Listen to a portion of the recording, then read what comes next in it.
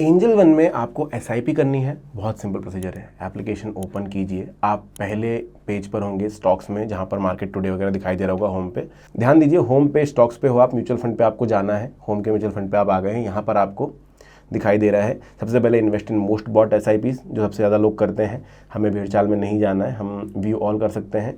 यहाँ पर देख सकते हैं अलग अलग एसआईपीज लिस्टेड हैं, ठीक है।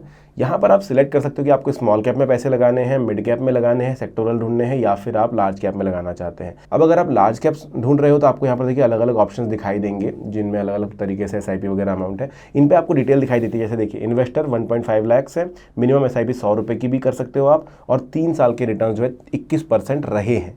आगे रहेंगे ज़रूरी नहीं है, बट पिछले 3 साल में अच्छा परफॉर्म किया, ये आपको दिखाई दे रहा है। स्मॉल कैप या फिर आप ऑल भी देख सकते हो। नीचे की तरफ आप देखेंगे तो SIP with 100, top Indian firms, highest returns, best index, ये सारे ऑप्शंस आपको फिल्टर और मिल जाएंगे, और उसके नीचे आप एक्सप्लोर कर सकते हो। अगर आपके दिमाग में कोई पर्टिकुलर फंड है तो आप यहाँ पर सर्च का बटन दबा करके यहाँ पर टाइप भी कर सकते हो इस तरीके से, और फिर आप फंड मिल गया तो फिर उस पर आप इन्वेस्ट कर सकते हो। अब क्योंकि मैं आपके लिए वीडियो बना रहा हूँ तो मैं किसी भी एक फंड में आपको करके दिखाता हूँ एसआईपी कैसे करते हैं। कोई भी एक फंड आपने चूज़ करना है। जैसे मान के चलिए मैं फर्स्ट वाला फंड ही ले लेता हूँ। ये एक स्मॉल कैप फंड है जिसमें 7.3 लाख इन्वेस्टर्स है, मिनिमम एसआईपी 100 रुपये, और 3 साल के रिटर्न 23% के आसपास रहे। अब यहाँ पर आप क्लिक करेंगे तो सीधे आपको ये बाइंग पेज मिल जाएगा। लेकिन अगर आप इस फंड के बारे में ज़्यादा जानना चाहते हैं तो दोस्तों, मैं यहाँ पर बहुत कोशिश कर रहा था इस फंड के बारे में ज़्यादा जानने की, बट यहाँ से ऑप्शन नहीं मिलता है। तो आपको प्रॉपरली इसका नाम यहाँ पर लिखना पड़ेगा। तो HDFC स्मॉल कैप, ये मैं यहाँ पर लिख देता हूँ, ठीक है। तो ये फंड मेरे सामने आ जाता है, 3 साल का रिटर्न सेम वाला। मैं इस पर क्लिक करूँगा। क्लिक करने के बाद इसकी डिटेल्स मेरे सामने आती हैं। अब मैं यहाँ पर चेक कर सकता हूँ कि पिछले 1 साल में रिटर्न्स कैसे हैं, पिछले 6 महीने में रिटर्न्स कैसे हैं।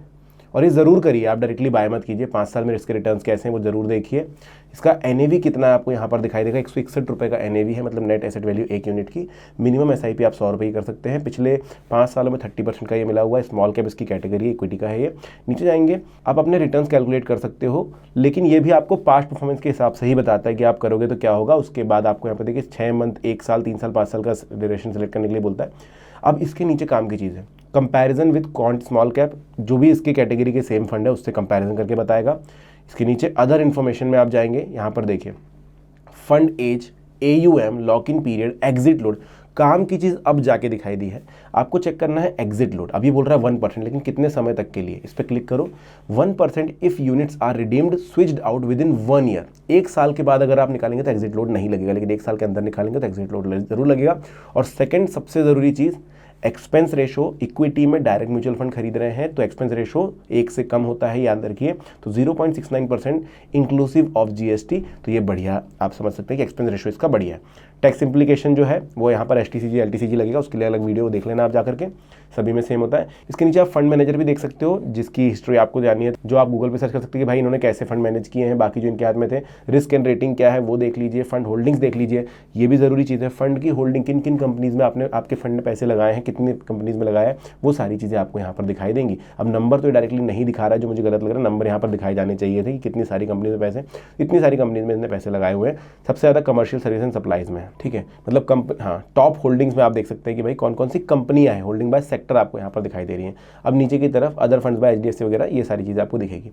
अब ये सब जब जान लेंगे उसके बाद ही आप डिसाइड करना कि भाई इस फंड में पैसा लगाने की नहीं लगाने। फिर क्या करो, इन्वेस्ट नाउ का बटन दबाओ। अब 2 तरीके हैं। इन्वेस्ट नाउ पे एसआईपी आपको डायरेक्टली यहाँ पर दिख जा रही है। 100 रुपये अमाउंट मिनिमम डला हुआ है। 1 टाइम करना तो 1 टाइम कर सकते हैं, 1 टाइम करके आप छोड़ सकते हैं। मतलब हर महीने आपसे पैसे नहीं ले जाएंगे, कई समय तक वो पैसे रखे रहेंगे। बट एसआईपी करोगे तो यहाँ पर आपको डेट सेलेक्ट करने का ऑप्शन देगा। 2nd ऑफ एवरी मंथ लिखा है, इस पर क्लिक करो।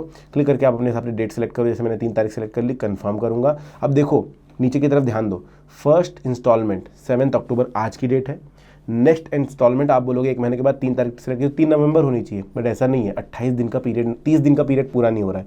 अगली इंस्टॉलमेंट 30 दिन के बाद ही हो सकती है। तो 3 नवंबर 30 दिन के बाद नहीं आ रहा, तो इसने बोला 30 दिसंबर के बाद।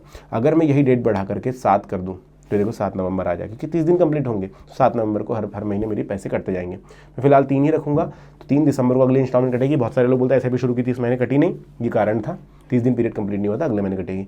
कंफर्म करेंगे। कंफर्म करने के बाद आपको यहाँ पर पे करना है। पेमेंट सेलेक्ट कीजिए, फ़ोनपे से ही करना है तो फ़ोनपे से कीजिए, किसी और से करना है तो कहीं और से कीजिए। और मैं डालूंगा UPI, यहाँ पर UPI डालूंगा अपनी। UPI ID डालने के बाद देखो स्पेस है, इसको हटाना पड़ेगा वरना प्रॉब्लम हो सकता है। पे 100 करूँगा, क्योंकि एक SIP अभी हमको डालनी पड़ेगी। पे 100 में जैसे ही करता हूँ, आप देखेंगे मेरी UPI ID पर मुझे जो है एक नोटिफिकेशन आ जाएगा कि भाई 100 रुपये पे कर दें। ये आ गया गूगल पे का, ठीक है। कंटिन्यू करेंगे, 100 रुपये पे करना। यहाँ पर जैसे ही मैं पे करता हूँ, अब ध्यान रखो बैंक आपका कोटक महिंद्रा ही होना चाहिए। पेमेंट हुआ, यहाँ पर पेमेंट हो गया। अभी जाओ मत, अभी SIP शुरू नहीं हुई है, अभी टाइम लगेगा। अभी देखो रीडायरेक्टिंग टू ऑटो पे। ऑटो पे का मतलब है हर महीने आपको खुद से जाकर के पेमेंट करना है, कि सिर्फ नोटिफिकेशन देता रहेगा एप्लीकेशन, आप करोगे नहीं तो फिर दिक्कत हो जाएगी। या फिर ऑटो पे सेटअप कर दो, बैंक को बोल दो कि भाई बैंक जब भी ये फंड आएगा इसको दे देना 100 रुपये हर महीने निकाल के। अब ऑटो पे में बहुत सारे लोग का क्वेश्चन होता है कि भाई 25,000 रुपये 30,000 रुपये करवा रहे हो, उतने कटेंगे क्या? देखो यहाँ पर भी लिखा, this auto pay will be valid for all SIPs up to 25,000 रुपये, only SIP amount will be debited. 25,000 रुपये तक का परमिशन ये फंड लेकर रख रहा है आपसे, कि अगर आपने कल को बढ़ाया अमाउंट तो भी आपको बार बार ऑटो पे ना करना पड़े, ठीक है। तो आप इसको दे सकते हो, 25,000 नहीं कट रहे अभी तो ऑटो पे में 1 भी रुपये नहीं कटता है। मे भी कुछ चार्जेस लग सकते हैं। किस चीज़ के लगते हैं वो चार्जेस? वो एक टैक्स होता है जो 100 रुपये प्लस GST लगता है कुछ लोगों को, तो वो लग सकता है, आपके बैंक के ऊपर डिपेंड करता है। अब यहाँ पर 100 रुपये का ऑटो पे मैं चालू कर रहा हूँ। देखो सिलेक्ट पेमेंट मेथड, यही वाला करूँगा मैं, प्रोसीड करूँगा। प्रोसीड करने के बाद UPI ID डालनी पड़ रही तो वो डालेंगे हम। इसके बाद प्रोसीड करूँगा। प्रोसीड करने के बाद आपको एक नोटिफिकेशन आपके UPI एप्लीकेशन पर आएगी। अब मेरा UPI वाला फ़ोन दूसरा है, मैं दिखाता हूँ। अब इस बीच हम लोग ये समझते हैं, ये देखो ये आ गया ऑटो पे रिक्वेस्टेड, यहाँ पर ये ओपन होगा।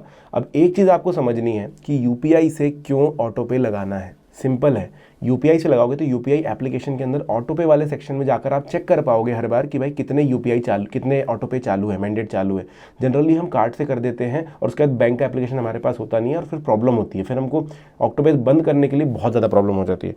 तो इस चीज़ को आप ध्यान में रखना, UPI एप्लीकेशन ज़्यादा अच्छी है। अब ये देखो क्या लिखा हुआ है यहाँ पर, टू एंजल 1 ऑटो पे 25,000, स्टार्ट डेट 7 अक्टूबर 2025, लेकिन एंड डेट 6 अक्टूबर 2055। बहुत सारे लोग होते हैं 30 साल का क्यों यार? आप SIP कल तो बंद नहीं करोगे ना, तो लॉन्ग टर्म का सोच करके वो अप्रूवल लेता है। जब चाहो ऑटो पे बंद कर सकते हो, तकलीफ नहीं है। ऑटो पे अप्रूव करूंगा। अब देखो यहाँ पर बोलता है, यहाँ पर देखो 25,000 रुपये लिखा हुआ है, लेकिन ये भी देखो मैक्सिमम मैंडेट अमाउंट लिखा हुआ है साथ में, पूरा देखो सिर्फ मैंडेट ले रहा है। इसके बाद आपको यहाँ पर अपना पिन डाल देना है और सबमिट कर देना है। देखो अप्रूविंग ऑटो पे, कोई पैसे नहीं कट रहे हैं आपके, पैसा अभी देखो ये राइट हुआ, यहाँ पर अप्रूवल मिल जाएगा, ऑटो पे रजिस्टर्ड। अब हर महीने ऑटोमेटिकली आपके बैंक से पैसा निकल करके आपके SIP में आता चला जाएगा, आपको टेंशन नहीं लेनी पड़ेगी। अभी ऑर्डर कंप्लीट नहीं हुआ है, ध्यान दो।